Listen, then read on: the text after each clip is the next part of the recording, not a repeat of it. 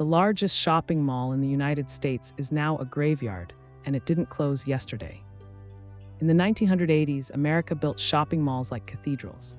Massive structures of glass, steel, and marble rose from suburbs across the country. They weren't just stores, they were the center of social life. Teenagers hung out here, families spent weekends here, and developers kept building them because the money never stopped flowing. Then something shifted, and now, driving past these empty corridors feels like walking through a tomb nobody planned to build.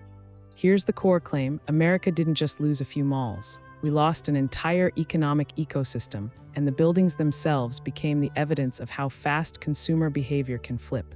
Let me walk you through what actually happened. Exhibit 1: the sheer number. At their peak around 2010, America had roughly 500 enclosed shopping malls.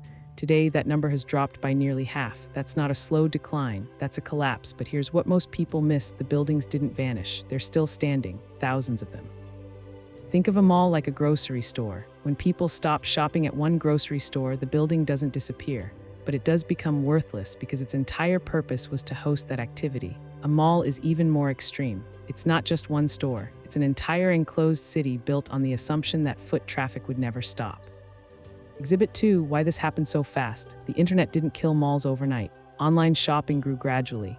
What actually changed was a combination of three forces hitting simultaneously. First, Amazon and other online retailers made home delivery frictionless. Second, brick-and-mortar rents kept climbing while foot traffic stayed flat. Third, and this is crucial, consumer confidence cracked after 2008. When people lost jobs and homes during the recession, they stopped treating malls as entertainment destinations. They stopped going just to browse. That shift in behavior never reversed. Even when the economy recovered, shopping patterns had changed. People had gotten used to staying home.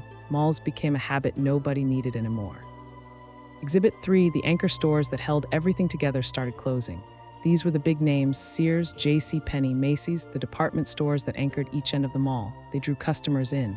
Smaller retailers in between survived because of that traffic. When anchors closed, the entire model collapsed like a house of cards. Here's where it gets economically strange. These buildings cost hundreds of millions to construct. They generated tax revenue. They employed thousands, but they were also speculative bets. Developers built them because the math worked in 1985, 1995, 2005. Nobody built in a mall assuming it would be empty by 2020. The timeline was just wrong. Now for the real cost. A dead mall isn't neutral, it's a liability. Property taxes still exist. Maintenance still costs money. If the owner can't find a tenant, they're essentially paying to keep a monument to the past standing. Some owners walk away, others hold on, hoping for a turnaround.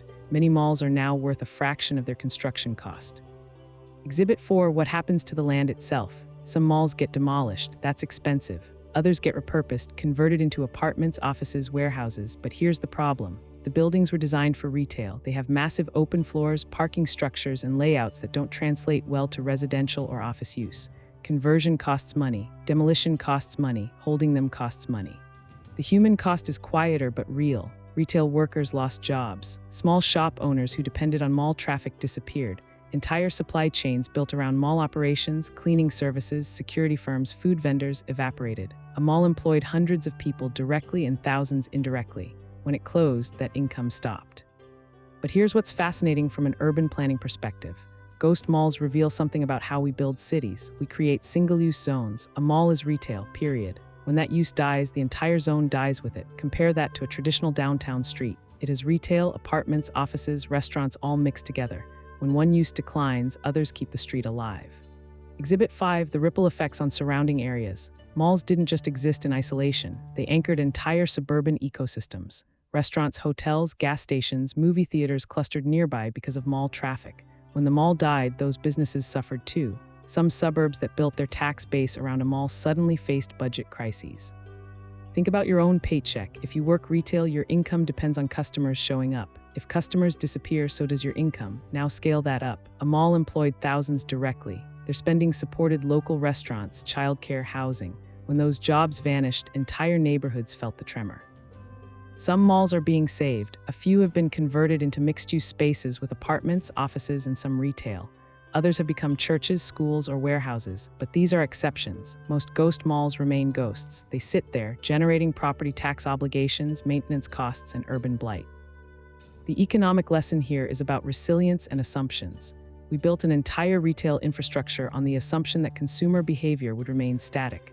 that shopping would always happen in enclosed, climate-controlled, anchor store-dependent buildings. We were wrong, and now we're paying the cost in property values, tax revenue, employment, and urban design mistakes. So here's what we've established. America didn't just lose shopping malls. We lost an entire economic model and were left holding the physical evidence. Thousands of buildings, hundreds of billions in lost value, and entire communities disrupted. The malls are still standing, but the world they were built for is gone. This video is for educational and informational purposes only and is not financial advice. Always do your own research. If you want to understand the forces reshaping where we live and how we spend, the economics hiding behind every building decision in your neighborhood, subscribe. There's a new story about the real costs of how we build cities every week. Subscribe so you don't miss the next deep dive into the economics reshaping your neighborhood. This video is for educational and informational purposes only and is not financial advice. Always do your own research.